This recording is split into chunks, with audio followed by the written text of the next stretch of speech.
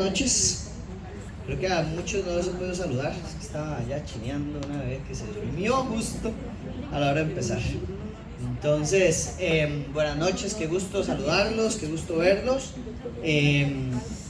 Hoy tenemos un mensaje diferente y especial porque cada vez que terminamos una serie en donde estudiamos todo un libro de la Biblia, mientras hacemos la pausa entre un libro y otro, o un libro y una serie, o una serie y otra, estudiamos un salmo. Entonces, tal vez antes de que venga el Señor hayamos terminado todos los salmos, pero vamos viendo un salmo, y este mes vamos a ver dos. Vamos a ver el salmo número 2 el día de hoy y el salmo 3 la otra semana. Entonces vaya abriendo su Biblia en el libro de Salmos capítulo 2. Capítulo 2. Hoy vamos a estar estudiando todo el capítulo 2.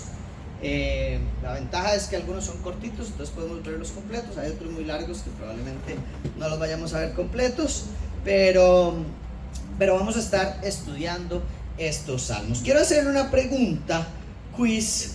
Si pueden ponerme el título, la siguiente diapositiva. ¿Alguien conoce de dónde sale esa frase? Rey León. Bien, Priscila. El Rey León. Espero que así sepa los versículos. Cuando yo ponga ahí un versículo, usted diga, es tal. Ok. Entonces sí, hay una frase que es muy particular del Rey León, y es que Simba, cuando está chiquitillo, tiene una canción que es así, ¿verdad? Eso, Josué, ya se la cantó y todo. Yo quisiera ya ser el rey, ¿verdad? Entonces, seguro los manús también cantan eso. Entonces, esta frase Simba la utiliza porque él es un cachorro, ¿verdad? Pero representa como un niño que ya quiere el reinado que tiene su papá. Y entonces él está desesperado de vivir los beneficios del rey, de reinar, de tener todas las posibilidades que tiene el rey. Y entonces sale una canción donde habla de que él ya quiere ser el rey. Y hoy quiero empezar con esta frase porque vamos a hablar de eso en el texto de hoy. Dios le manda un mensaje a los reyes. Dios habla con los reyes. Y a veces uno dice, bueno, pero eso entonces ¿cómo aplica para mí? Y aquí le damos otra pregunta: ¿es usted el rey de algo? Tal vez usted dice no, pero tal vez uno dice, bueno, tal vez soy el rey de mi vida, tal vez me siento el rey de mi casa, tal vez yo soy el rey de mi trabajo, o hay áreas en las que tal vez pensamos que somos reyes, que reinamos sobre esas áreas. Y hoy el mensaje tiene que ver con todos aquellos que reinan o que piensan que reinan en diferentes aspectos. Y vamos a estudiar el Salmo 2 del versículo 1 hasta el final, versículo 12, viendo los elementos que nos encontramos acá. Este salmo es un salmo que, aunque no lo dice aquí el libro de los Salmos, en Hechos capítulo 4 se le atribuye a que este salmo es un salmo de David. Entonces, los apóstoles dijeron y afirmaron que el Salmo 2 era un salmo de David, porque ellos lo usan para expresar o para predicar, asumiendo o explicando que así como dijo David, ¿verdad? Entonces, ellos lo citan en Hechos capítulo 4 y aseguran que es David quien mencionó estas palabras. Entonces vamos a estudiar un salmo escrito por David, y dice así. ¿Por qué? Voy a ir con los versículos 1 al 3 primero. ¿Por qué se sublevan las naciones y los pueblos traman cosas vanas?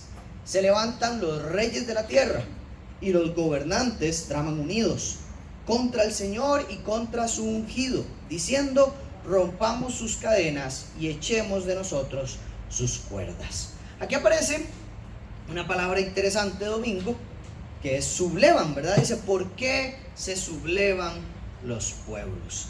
¿Qué significa esa palabra? Sublevarse significa levantarse en rebelión en contra de una autoridad, según el diccionario. Entonces aquí lo que está diciendo David es, ¿por qué se levantan las naciones en rebeldía? ¿Por qué los pueblos traman cosas? ¿Por qué los gobernantes se unen para rebelarse en contra de Dios y en contra de su ungido? ¿Verdad? Entonces lo que está diciendo básicamente es, los reyes se unen los reyes traman, los gobernantes se ponen de acuerdo para rebelarse en contra de Dios y en contra del Mesías, en contra de Cristo. Este pasaje está escrito muchísimos años antes de la revelación de Jesús como el Mesías, pero es un mensaje profético que anuncia cómo los reyes se levantan para tramar, para planificar, para hacer cosas en contra de Dios y en contra de Cristo. Y vemos acá que David nos dice tres cosas, ¿verdad? Nos dice que se rebelan, nos dice que traman cosas vanas y nos dice que estas cosas vanas o estas cosas que traman son en contra del Señor y contra Cristo. Y además termina con una frase que dice, que ellos le dicen al Señor: rompamos sus cadenas y echemos de nosotros sus cuerdas. Aquí primero vemos cómo dice el texto: y los pueblos traman cosas vanas. Una palabra interesante para llamar a los planes de los reyes, ¿verdad? O los planes de los pueblos, vanas, como sin sentido, inútiles. Y claro, porque David lo está haciendo con la perspectiva de que él entiende quién es Dios y él entiende cómo son los planes de los gobiernos. Él entiende cómo son los planes de las naciones y él entiende cuál es el poder y la majestad que tiene Dios. Entonces, desde esa perspectiva, él claro que dice: todo lo que planean es vano a la par de Dios. Entonces, por eso él dice: los pueblos traman cosas vanas, cosas inútiles, cosas que no tienen sentido y que no tienen ningún poder en contra de Dios. Pero aquí quiero enfocarme en esa frase interesante que es como el gran motivador de su rebeldía. El gran motivador de su rebeldía es: rompamos sus cadenas. Rompamos sus cadenas. Cadenas acá, obviamente, no estamos hablando de algo literal, de que Dios está con cadenas, sino ellos entienden o describen que la autoridad de Dios, la voluntad de Dios, es como cadenas. Y que Dios es un Dios tirano, que está sentado en un trono y del cual las personas se quieren rebelar y romper estas cadenas, romper esta autoridad, romper estas leyes, romper esta voluntad de Dios, porque ellos no quieren que Dios gobierne y no quieren someterse a los mandamientos de Dios ni a los mandamientos de Cristo. Entonces, básicamente, palabras más comunes es: queremos ser libres, pero específicamente queremos ser libres de Dios. No queremos que Dios nos diga cómo vivir. Y cuando yo estaba estudiando esto, me llamó mucho la atención y me pasó por la cabeza que qué interesante contraste nos encontramos en esta cosmovisión en comparación con la cosmovisión cristiana. Porque esta cosmovisión del mundo y de estos gobernantes es de que Dios pone cadenas, pero nosotros hablamos de que Dios rompe cadenas. Entonces, ¿cómo está la cosa? Si ellos piensan que Dios pone cadenas, ¿por qué nosotros pensamos que Dios rompe cadenas? O si nosotros pensamos que Dios rompe toda cadena y esclavitud, ¿por qué ellos piensan que Dios más bien pone cadenas? Y esto es bien interesante, y si vamos a ver lo que dicen algunos textos del Nuevo Testamento y del Antiguo Testamento con respecto a esto, vemos que claramente el Evangelio nos invita a creer que en Cristo se rompe toda esclavitud y toda cadena. Dice Jesús a sus discípulos: en verdad les digo que todo el que comete pecado es esclavo del pecado. Y el esclavo no queda en la casa para siempre, el Hijo sí permanece para siempre. Así que si el Hijo los hace libres, ustedes serán realmente libres. Entonces aquí vemos que el mundo dice que Dios esclaviza, que el Hijo esclaviza, pero el Hijo está diciéndonos que Él más bien nos hace libres, que Él hace libres, que si el Hijo los hace libres, ustedes realmente serán libres. Vemos también que Pablo le dice a los Gálatas, en Gálatas 5, versículo 1, para libertad, ojo, para libertad fue que Cristo nos hizo libres. Por tanto, permanezcan firmes y no se sometan otra vez al yugo de la esclavitud.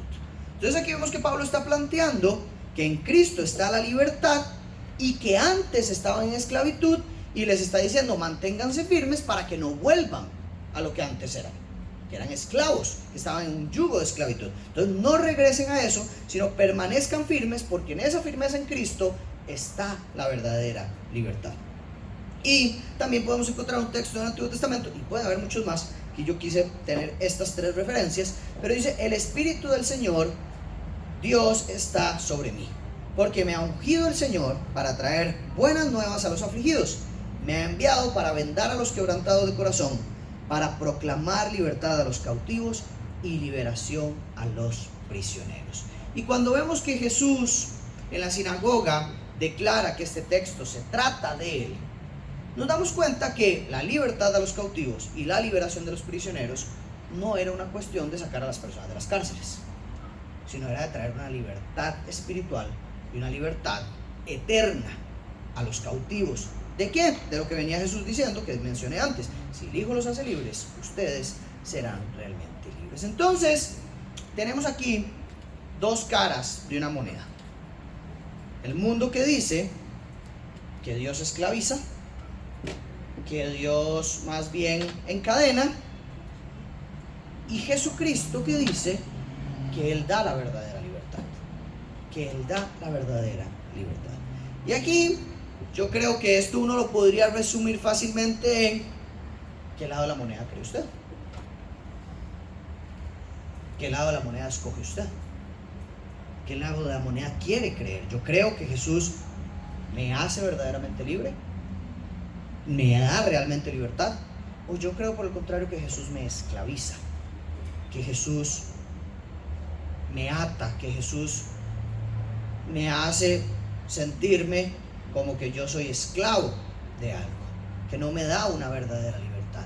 Y yo creo que aquí hay que entender el propósito detrás de las simples palabras en cuanto a qué significa la libertad en Cristo, qué significa ser libre en Cristo. Porque alguien preso podría convertirse y decir: y que claro, si él dice que me va a hacer libre y yo no estoy saliendo de la cárcel. Veamos el caso de Pablo, lo estudiamos, ¿no? También alguien podría, ya gracias a Dios no pasa tanto, pero en los tiempos de esclavitud, que un esclavo conociera a Cristo, si era cristiano, y dijera: y yo creo que ya mañana yo no soy esclavo, porque la palabra de Dios dice que Jesús me libera de la esclavitud. Y yo creo que eso es lo que tiene que marcar la diferencia en este punto. Que la cosmovisión del mundo es del plano terrenal, de una libertad terrenal, de una libertad de hacer lo que me da la gana aquí en el ahora, sin pensar en los demás y solo pensar en el placer propio y en la satisfacción propia. Y entonces, viviendo sin Dios, yo puedo hacer aquí lo que me da la gana, cuando me da la gana, sin importar a quién le tenga que pasar por encima. Y esa es la perspectiva de estos reyes que está mencionando aquí el texto. Reyes que dicen: no nos importa la palabra de Dios, no nos importa la autoridad de Dios, nosotros somos los reyes y nosotros ponemos la autoridad, nosotros somos los reyes y nosotros no queremos vivir bajo las cadenas de esta ley de Dios, sino bajo las que nosotros queremos imponer. En cambio, la esclavitud y la libertad de la que habla el Evangelio es la libertad espiritual y la esclavitud al pecado que tiene todo ser humano, que curiosamente y paradójicamente no es esclavo de Cristo. Y así lo decía Pablo: soy esclavo de Cristo. Entonces, claro, la esclavitud a Cristo implica seguir a Cristo hasta donde me lleve, estar dispuesto a obedecerlo hasta las peores o máximas consecuencias, pero eso significa libertad espiritual, pero eso significa libertad del pecado, pero eso significa libertad de la muerte, pero eso significa libertad de las consecuencias de la condenación del pecado. Y es ahí donde entonces hay una verdadera libertad. ¿Por qué? Porque toda persona tiene que comparecer ante el juicio de Dios, y ahí hay unos que serán esclavos y otros que serán libres. Y es esa libertad la que está planteando Dios. Usted será libre de toda condenación delante de Dios si cree en Cristo Jesús como Señor y Salvador. Pero usted será esclavo y estará atado a la esclavitud y pagará la condenación si no cree en Cristo Jesús como Señor y Salvador y no lo sigue a Él como Señor y Salvador. Entonces, este es el misterio que, como decía Pablo, para algunos es locura y es inentendible, pero que es el mensaje del Evangelio. Que hay una libertad en Jesucristo, que parece ser esclavitud, pero es la verdadera libertad.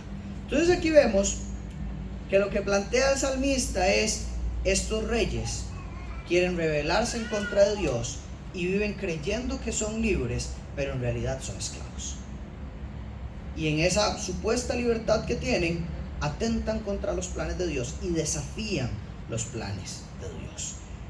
Y vemos que el siguiente versículo, versículo 4, dice: el que se sienta como rey en los cielos se ríe, el Señor se burla de ellos, luego les hablará en su ira y en su furor los aterrará diciendo.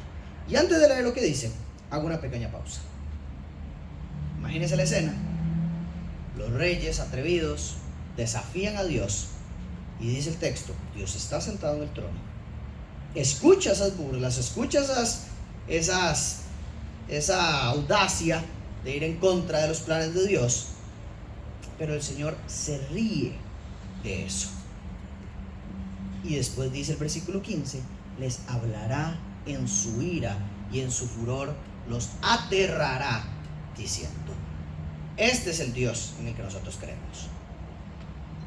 Es un Dios que es rey de todos los reyes, que está sentado en el trono, que no le tiembla nada cuando un gobernante dice: voy a hacer cosas en contra de Dios, y que sabe que tiene el control de absolutamente todo.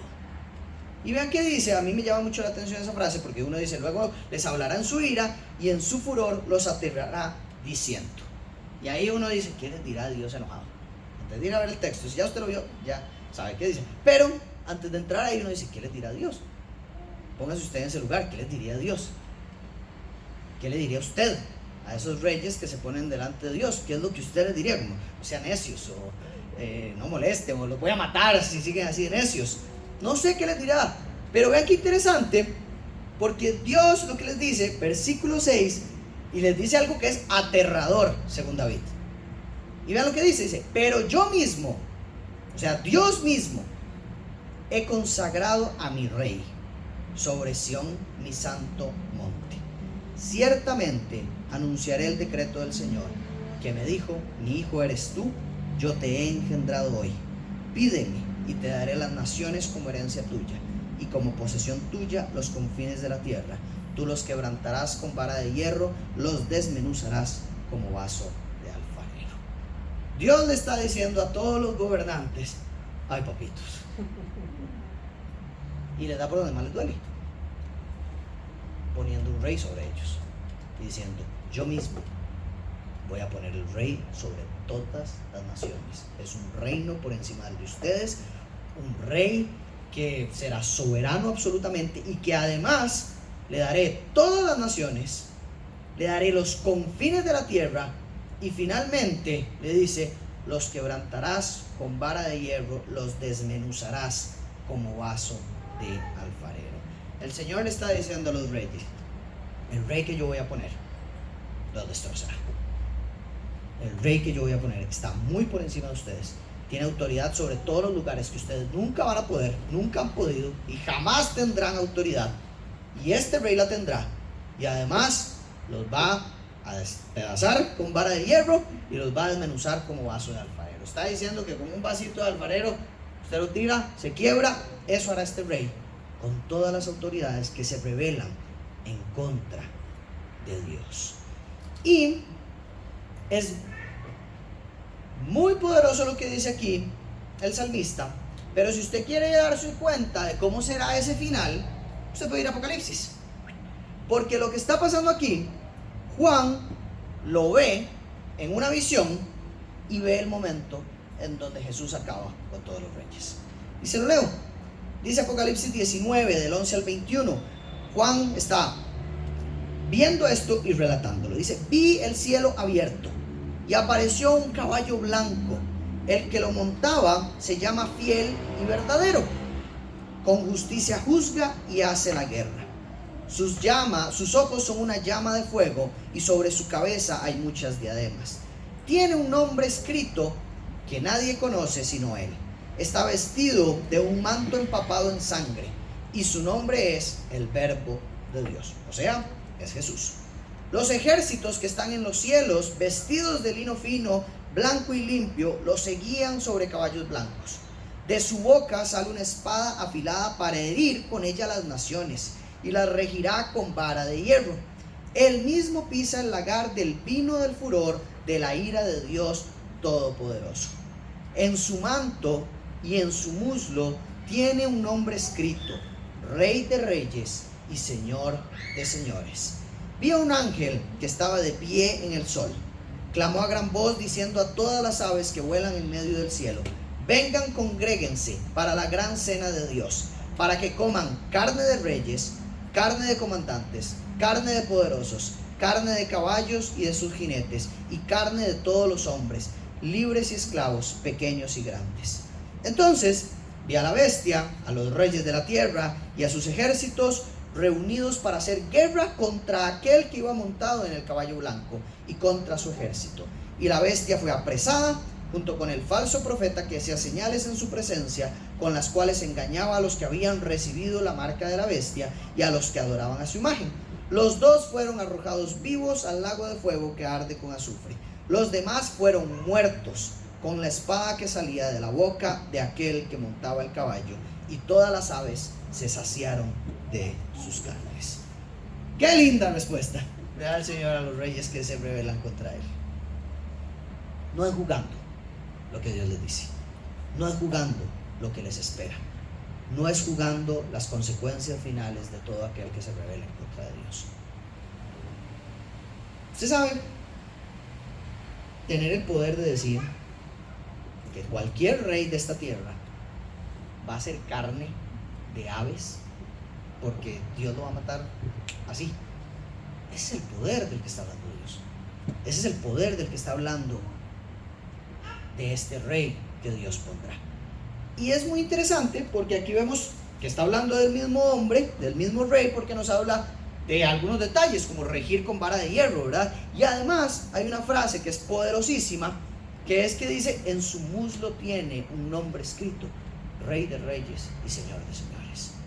El rey por encima de todos los reyes que Dios había prometido a estos reyes que se habían levantado contra él.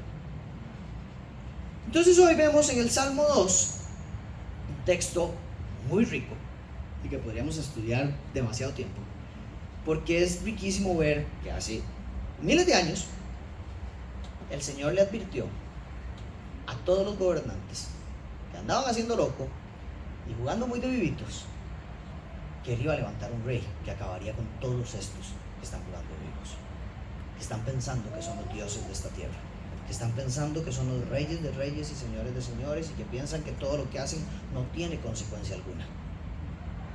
El Señor los advirtió, y no solo los advierten en el Salmo, sino que Apocalipsis nos da una imagen de cómo es la consecuencia final de esta advertencia. Y vemos acá algo que a veces no enseñamos, que a veces nos cuesta y que tal vez decimos: es que el Señor es mucha gracia y misericordia, pero también tiene esta parte donde todo aquel que no se arrepiente de sus pecados y sigue viviendo en rebeldía contra Dios tiene la consecuencia que merece, la consecuencia justa. Pero aún así conocemos la gracia maravillosa de Dios. Y vean el final del Salmo, porque uno dice: este Salmo es aniquilador, no hay esperanza para nadie, pobrecitos los reyes. Tal vez usted dice: esto no es para mí, yo no soy rey de nada. Pero vean qué interesante el versículo 10 y 12, porque dice: ahora pues, oh reyes, y da un mensaje específico Dios para estos reyes. Y antes de ir ahí, quiero preguntarle y que nos planteemos nosotros, que es cierto, tal vez nosotros no reinamos sobre nada,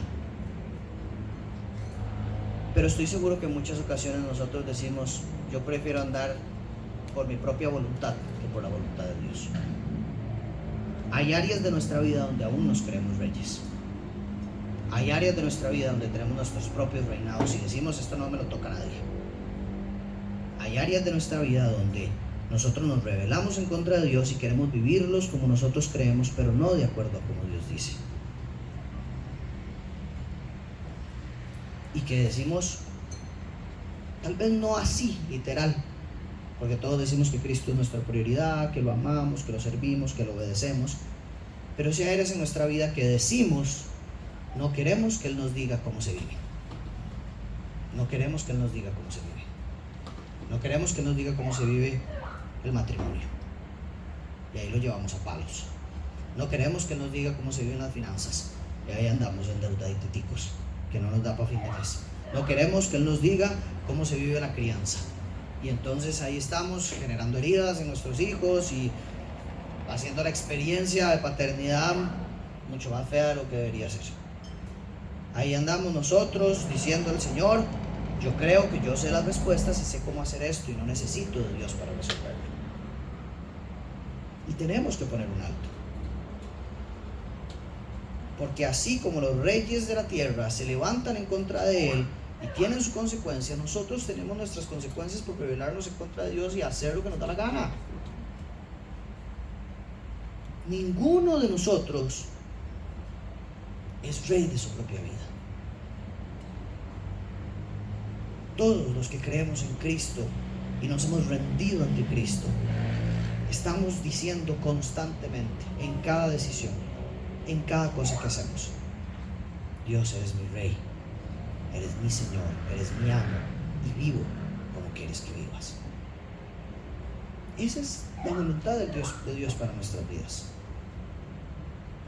Que Él reine, que Él reine, que Él dirija nuestros pasos, que Él guíe nuestro camino, que Él nos corrija, que Él nos encamine, que Él cambie nuestras vidas, que Él nos transforme, que se vean los resultados de vivir una vida cristiana, que se vean los resultados en nuestras familias de vivir como Cristo quiere que vivamos, que se vean los resultados en nuestra vida personal, en nuestras luchas, en nuestras adicciones, en nuestras dificultades, que se vea el resultado de vivir como Cristo. Eso es lo que Él anhela. Y es ahí donde experimentamos las consecuencias de la libertad que promete Cristo. Pero nosotros no podemos decir que creemos en Cristo y vivir como si Él no estuviera, y vivir como si Él no reinara. Que tenemos un discurso incoherente e inconsistente. Si Cristo es nuestro rey, pues vivamos como si Cristo fuera nuestro rey. Y entonces el Señor da aquí, que yo veo, 6 recomendaciones. 6 recomendaciones para los reyes. 6 recomendaciones para usted y para mí cuando nos creemos reyes de nuestra propia vida. Primera recomendación, les dice, ahora pues, oh reyes, muestren discernimiento. Esto es el Señor diciendo, agárrenla. Muestren que están entendiendo lo que estoy diciendo. Muestren, evidencien que ustedes tienen la sabiduría de entender lo que yo les estoy diciendo. Muestren que mi mensaje les está llegando. Muestren que esto no entró por un oído y salió por el otro. Muestren que hay discernimiento en usted. Primer consejo que le da. Segundo consejo, buenísimo, le dice, reciban amonestación, oh jueces de la tierra. Reciban amonestación. ¿Qué significa recibir amonestación? Yo creo que a veces a uno le dan amonestaciones y uno a veces no las recibe. Y hay otras que uno dice, esto sí lo recibo. Aquí el Señor está diciendo, déjese corregir. No siga por donde va. Agarre esta amonestación y corrija. Es como cuando uno en el trabajo lo amonestan. Cuando uno lo amonestan esto es una advertencia para que usted corrija y deje de hacer eso que está haciendo en el trabajo. Porque si no, uno lo despide de una. Le están dando a uno una amonestación, es usted metió las patas. Pero aquí tiene la advertencia. Puede cambiar el camino y aquí todo bien. Y aquí todo bien. Seguimos trabajando de la mejor manera.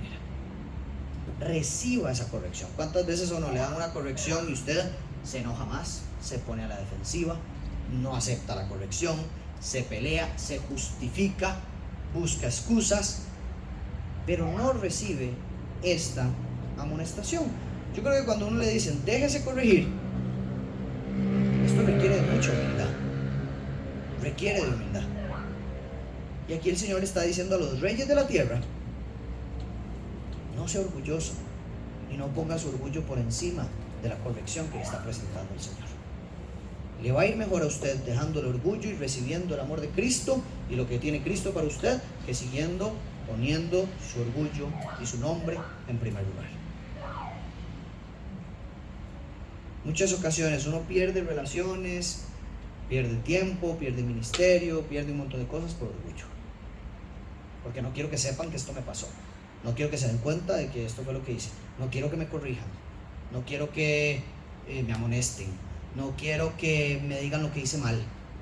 Entonces prefiero quedarme callado, prefiero no decir las cosas, prefiero no buscar corrección, porque mi ego es tan grande que no estoy dispuesto a escuchar y cambiar, o no estoy dispuesto a escuchar y a recibir las consecuencias de lo que he hecho. Entonces aquí consejo: reciba la amonestación, reciba la corrección. Dios a quien corrige ama. Entonces reciba esa corrección. Yo creo que a veces los procesos en los que Dios nos corrige pensamos que son castigos de Dios, y más bien el castigo de Dios sería que nunca nos corrija y que nos deje ir al barranco. Hay una analogía muy bonita que es la de las ovejas, y es que los pastores dicen, y los pastores de ovejas dicen que a veces hay que arriarle a las ovejas, porque si no les arrean a las ovejas se meten en los barrancos, se van al barranco, se meten en huecos y no pueden salir. Yo no sé si usted ha visto videos de ovejas, pero el Señor tiene un sentido del humor particular en compararnos con ovejas, porque las ovejas son bien inútiles, son bien chapas, y en serio sin su pastor no sirven para nada. Y entonces el pastor, cuando ve que una oveja se va a meter, se va a tirar a un barranco, hay puntos a los que llega hasta a quebrarle una pata.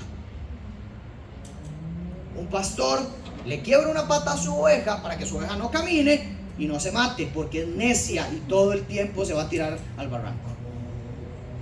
Entonces, a veces así es la corrección de Dios, y yo creo que el Señor dice: prefiero que ande cojo a que muera.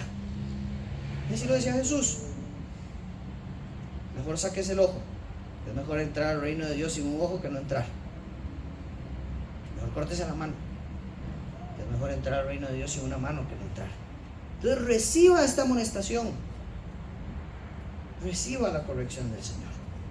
Tercer consejo que le da Dios: adore al Señor con reverencia. Qué lindo suena esto, pero qué fuerte para un rey escucharlo. Adore al Señor con reverencia. Aquí les está diciendo: en vez de seguir en contra de Dios, mejor dedíquense a adorarlo. Esa es mi recomendación para ustedes. Dedíquense a adorar al Señor con reverencia. Yo creo que aquí es importante entender que adorar al Señor no es solo una emoción bonita. No es solo: ay, sentí lindo en esa canción, estoy adorando al Señor. O solo la música es adorar al Señor. O solo una expresión de la adoración es adorar al Señor. Si nosotros vemos lo que nos dice Jesús nos dice que la adoración es obediencia, que la adoración es entregar la vida, que la adoración es rendición a Cristo y es servicio reverente al Señor. Adorar es, y adorar con temor, como está diciendo acá, o adorar con reverencia, es tener la conciencia cuando yo adoro y cuando vivo en esta vida en adoración, de la santidad, del poder y de la majestad de Dios. Vivir en adoración es vivir todos los días entendiendo quién es Dios y que yo vivo para adorarlo. Adoren al Señor con reverencia. Él es digno de todo. Él es Rey de reyes, el centro del universo, aunque a veces parezca. No es usted. Aunque usted quiera que usted sea el centro del universo, a veces no es usted. No, nunca es usted. Es Dios. Él es digno de todo. Él es el Señor. A Él adoramos con reverencia y con temor. Cuarta recomendación. Dice, después de decirles que adoren al Señor con reverencia, les dice ahora, y alégrense con temblor. Versículo 11. Y alégrense con temblor. Y aquí es como una mezcla, ¿no? De estar alegre, pero con temblor. ¿Cómo funciona eso? Alégrese con temblor. Yo tengo mi interpretación de esta, pero si usted tiene algo más claro, bienvenido. Yo lo que entiendo acá es como, tengan gozo sabiendo quién es Dios. Alégrense sabiendo quién es Dios. Alégrense entendiendo quién es Dios. Es como decir, esté muy contento de quién es Dios, pero tampoco se pase la raya. No sea confianzudo. Tenga cuidado, porque es Dios. Tenga gozo, disfrute a Dios, pero tenga cuidado porque sigue siendo Dios. No se compita ahí del barrio. Es Dios todo tiempo. Entonces alégrese, llénese de gozo, disfrútelo, pero nunca pierda el temor y el temblor a Dios, porque en cualquier momento, chao. Quinta recomendación para todos nosotros, versículo 12, dice, honren al Hijo para que no se enoje y perezcan en el camino. Aquí está, sigue, pues puede inflamarse de repente su ira. Ojo, si vemos algo que al Señor Dios lo enoja, y es la base de todo, es cuál es nuestra reacción ante Él. ¿Cuál es nuestra reacción ante Cristo? Aquí esto es un llamado a reconocer la autoridad de Jesucristo. A ese rey que Dios iba a poner, le está diciendo a los reyes de la tierra, reconozca la autoridad que tiene este rey. Hónrenlo, hónrenlo, porque rechazar al Hijo es provocar la ira del Padre. Rechazar al Hijo es provocar la ira del Padre. Entonces la recomendación es acéptenlo. Acéptenlo para que Dios no se enoje. Acéptenlo. Honrar al Hijo. Aceptar la relación que Dios nos da a través del Hijo. Honrar al Hijo es poner al Hijo en el centro. Honrar al Hijo es rendirle la vida al Hijo. Honrar al Hijo es vivir para la gloria del Hijo. Esa es la recomendación que nos está dando a nosotros. Es la recomendación que le está dando a los reyes de la tierra. ¿Se imagina qué bonito que todos los reyes de la tierra siguieran estas recomendaciones? ¿Cómo sería nuestro país si el otro año que hay elecciones escogiéramos un presidente que estas 5 características las vive al pie de la letra? ¿Cómo cambiaría nuestra nación? ¿Cómo cambiarían nuestros trabajos si así fueran nuestros jefes? ¿Cómo cambiaría, no sé, todo, si así fueran las personas que están en autoridad? Que no se reconocen ellos mismos como la autoridad, sino que dicen somos una autoridad puesta por la gran autoridad y vivimos de acuerdo a la gran autoridad. Y si usted es jefe de algo, le recomiendo que aplique esto, porque aunque tal vez usted es dueño de una empresa, dueño de un negocio, rey de algo, hay un rey por encima de usted, hay un dueño de todo por encima de usted, hay una autoridad máxima por encima de todo. Y el último consejo viene con una bienaventuranza, y es versículo 12 al final: cuán bienaventurados son todos los que en Él se refugian. Sexta recomendación: refúgiese en Dios, que Él sea su refugio. Y esto para un rey es interesante, porque un rey se refugiaba en su ejército, en su castillo, en su dinero, en sus tierras, en todo lo que gobernaba. Pero aquí el Señor está diciendo: bienaventurado, le va a ir bien. Cosas buenas hay para los que entienden que el refugio es Dios y no todas las cosas que han ganado o que tienen o que Dios mismo les ha dado. Y este cierre me encanta, porque el texto comenzaba con la rebeldía de los reyes, después pasa con la advertencia de Dios, pero termina con una invitación. Dios le está diciendo a todos los reyes que se pueden refugiar en Él. Dios le está diciendo a los reyes, porque vea cómo empieza esta parte. Ahora pues, oh reyes, muestren discernimiento, y terminan: cuán bienaventurados son todos los que en él se refugian. Le está diciendo a los reyes de la tierra: ustedes serán bienaventurados, no tendrán todo esto que les estoy diciendo que les va a pasar. No lo van a tener si se refugian en mí. Qué maravilloso es el mensaje del Señor, porque Dios aquí está mostrando que su ira es real, pero también que su gracia es real. Que su ira es poderosa, pero su gracia es poderosa. Que su ira los puede exterminar en un segundo, pero los puede rescatar en ese mismo segundo. Y ese es el poder de nuestro Señor. Él no es un rey distante que simplemente quiere castigar a cualquier autoridad, aunque se haya rebelado de tal manera contra Él, sino que Él quiere ser un refugio cercano para todos los que reconocen que necesitan de Dios. Y este es el poderoso mensaje del Evangelio: que todos nos hemos rebelado contra Dios. Y Romanos dice: todos eran enemigos de Dios, pero Dios les ha ofrecido a todos un refugio. Dios a todos nos ha ofrecido un refugio cercano para los humildes que reciben la amonestación, para los que adoran al Señor con reverencia, para los que tienen gozo en el Señor con temblor, para los que honran al Hijo. Para ellos hay un refugio, para ellos hay esperanza, para ellos hay consuelo, para ellos hay un lugar de libertad y de paz. Y ese es el mensaje que hoy nos llevamos. Entonces la pregunta con la que cierro es: ¿cuál es su reinado? ¿En dónde cree usted que es rey? ¿Su familia? ¿Su matrimonio? ¿Sus hijos? ¿Sus finanzas? ¿Su trabajo? ¿Sus negocios? ¿En su vida personal? ¿En sus decisiones? En todo, en cómo cuida su cuerpo, en cómo cuida su mente, en lo que ve en el celular, en lo que hace en el trabajo, en lo que hace en la computadora, en cómo maneja, en todas las áreas de la vida. En cual yo digo: yo tomo las decisiones, yo llevo el volante en esta. Hay que hacer un alto. Hay que hacer un alto y decir: Señor, yo quiero que seas mi refugio.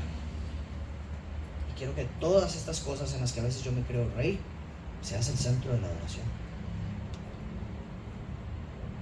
Que mi rol como esposo refleje que te estoy adorando. Que mi rol como hijo refleje que te estoy adorando. Que mi rol en este trabajo refleje que te estoy adorando. Que mi rol en los negocios refleje que te estoy adorando. Que cuando voy al gimnasio reflejo que te estoy adorando. Que cuando voy a jugar juegos de mesa reflejo que te estoy adorando. Cuando estoy solo en mi casa y nadie me ve, cuando salgo con mi novio, cuando salgo con mi novia, cuando estoy en la universidad, reflejo que estoy adorando a Dios, porque Él es mi rey en todo tiempo, en todo lugar. Y no puedo ser un cristiano que dice: bueno, Dios es rey los sábados de 5:30 a 8, pero sábados de 8 al próximo sábado a las 4 de la tarde ahí reino yo. Así no funciona. Dios es rey de todo, de todos y todo el tiempo. Y este es el mensaje que nos deja el Salmo número 2 para esta noche. Oramos. Señor, te damos muchas gracias por tu misericordia. Te damos muchas gracias porque en serio reconozco y reconocemos como iglesia que somos merecedores de tu ira, somos merecedores de ese furor, somos merecedores del castigo, pero nos has dado una invitación y Señor, yo la tomo.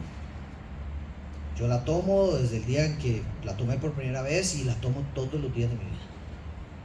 La quiero tomar hoy una vez más y comprometerme y decir: Señor, yo hoy sigo queriendo que seas rey de mi vida. Yo hoy más que ayer quiero que seas rey de mi vida.